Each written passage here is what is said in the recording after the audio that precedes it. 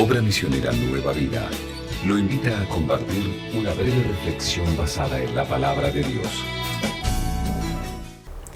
¿Cómo están ustedes? Qué bueno que es poder compartir nuevamente un espacio en donde reflexionamos sobre la palabra de Dios. Aquí estamos hablando del libro a los Colosenses, a la iglesia que estaba en Colosas, donde el apóstol Pablo les escribe desde la cárcel, preocupado y ocupado en que ellos puedan seguir disfrutando de su fe, puedan seguir creciendo en la fe, pero también lo puedan hacer con una doctrina sana, saludable, de acuerdo a la voluntad de Dios. ¿Cuánto tenemos para aprender?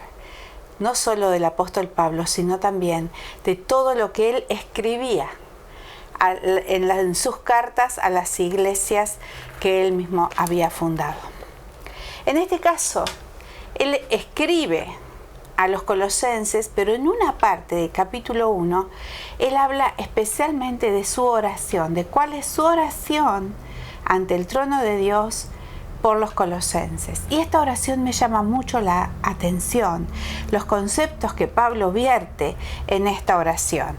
Por eso él dice: nosotros desde el día que lo supimos no cesamos de orar por ustedes y de pedir que Dios los llene del conocimiento de su voluntad en toda sabiduría e inteligencia espiritual, para que vivan como es digno del Señor, es decir, siempre haciendo todo lo que a Él le agrada, produciendo los frutos de toda buena obra y creciendo en el conocimiento de Dios.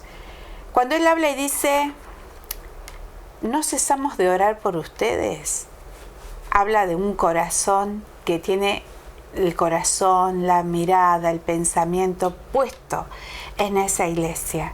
Pero también dice, y tiene unos conceptos fundamentales de lo que él le está pidiendo a Dios.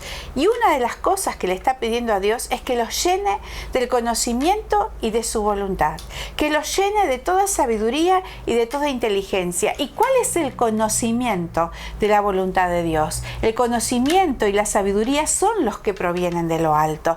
No hay mejor sabiduría que la que proviene de lo alto. Esa es la sabia, esa es la verdadera, esa es la que sirve, esa es la que va, dirían los chicos hoy. La que va es la sabiduría que proviene de Dios, lo que Dios te da.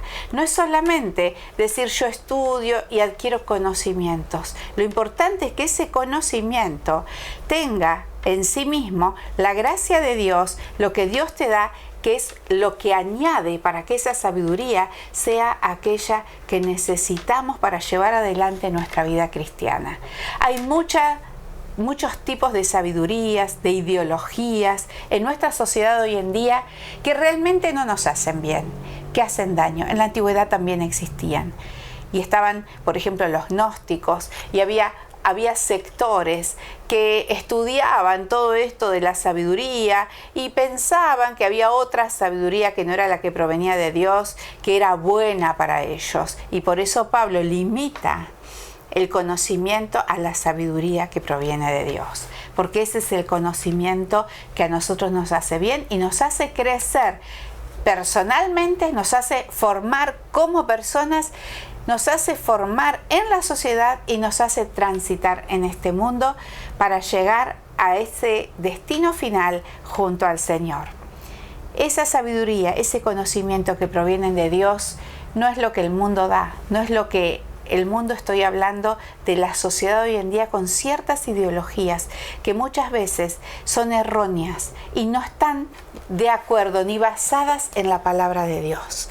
Todo aquello bueno en lo que nosotros debemos pensar es lo que proviene justamente de la palabra de Dios, es lo sabio que Dios nos da por añadidura de que nosotros, estando en Cristo, tenemos el Espíritu Santo que nos da ese discernimiento especial en donde podemos conocer aquello que proviene de Dios. No nos dejemos engañar con distintas ideologías que muchas veces son falsas, doctrinas que son falsas y que no nos llevan a nada en la vida espiritual. Al contrario, tergiversan aquello que Dios creó para bien. Hoy pongamos nuestro pensamiento, nuestro corazón en la sabiduría y el conocimiento que provienen de Dios. Que el Señor te dé una bendecida semana.